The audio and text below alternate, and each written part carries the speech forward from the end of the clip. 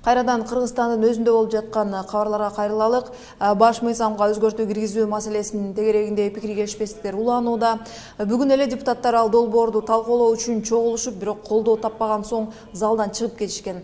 Деги эле Кыргызстанда саясий абал курчуган парламенттен коалициянын тарашы тууралуу сөздөр күчөгөндөн күчөдү. Айгерим Жаныкул коалициянын тагдыры жана референдумдун тегерегиндеги ыйкы-тыйкыларга кененирээк токтолот. Айгерим, сөзүмдү уланта бериңиз. Рахмат, Назик. Чындап эле коалициянын тагдыры арсар абалга кептелди окшойт. Өлкөдө саясий жагдайдын курчушу менен социал-демократтар, Атамекен фракциялары көпчүлүк коалицияда бирге болбой калды деген пикирлерин эксперттер ачык эле айтышууда. Эми ошол эле биздин кесиптештер башка массалык маалымат каражаттарында иштегендер өздөрүнүн ишенимдүү булактарына таянышып, Атамекен Кыргызстан жана Өнүгүү Прогресс фракциялары кирген коалиция бузулушу ыктымалдыгын жазып жатышат. Алсак учурда коалицияда Кыргызстан фракциясы чыгышы мүмкүн деген да божомолдор бар, бирок кантсе да коалицияда фракциялар бул маалыматты расмий түрдө төгүндөй элек.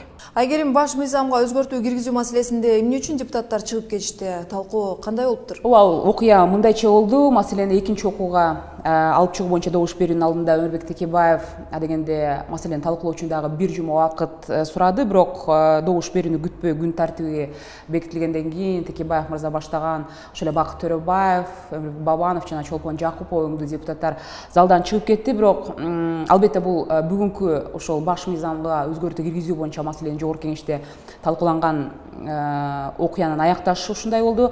Бирок Текебаев туурасында мен белгилей кеттим.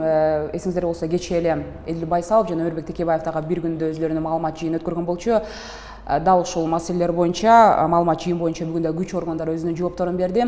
Алсак ошол эле Эдил Байсалов туурасында улуттук коопсуздук мамлекеттик кызматы Эдил мырзага каршы кандайдыр бир аракеттер же болбосо ага жумшоочу убакыт өтө эле тар экендигин жана башкача айтканда бул кызматтын Эдил мырзага болгон убактысы жок экендигин билдирди.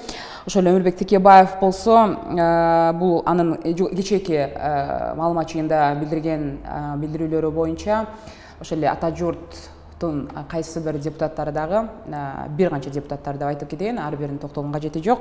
Бул аталган билдирүүлөр боюнча өзүнчө депутаттык комиссия түзүүнү сунуштады, бирок социал-демократтар фракциясынын лидери Иса Өмүркулов буга чейинки Текебаевдин ошол эле президенттин дарегине айткан сындары боюнча өлкө башчысы анын чын төгүнүн бышыктоо үчүн башкы прокуратурага тапшырма бергендиктен депутаттар мунун үстүндө дагы депутаттык комиссия түзүүнүн эч зарылчылыгы жоктугун айтты. Ошондуктан депутаттар башка иш менен алектенүүнү сунуштады. Иса мырза, Назик, бүгүнкү бизден ушул коалициянын тегерегиндеги арсар ойлор, пикир келишпестиктер, ошондой эле баш мыйзамды өзгөртүүнүн тегерегиндеги талкуулар туурасындагы азырынча пикирлер, талкуулар ушундай болду. Албетте алда күндөрү дагы ушул эле маселелердин айланасында жагдай ар кандай өзгөрүлүп кетиши мүмкүн. Албетте бул ошол ситуацияларга биз сөзүбүздү көз салып улантабыз. Кайрадан сөздү өзүңүзгө узатам. Рахмат, Айгерим. Коалициянын тагдыры туурасында кепти Айгерим Жаныкул ортого салды.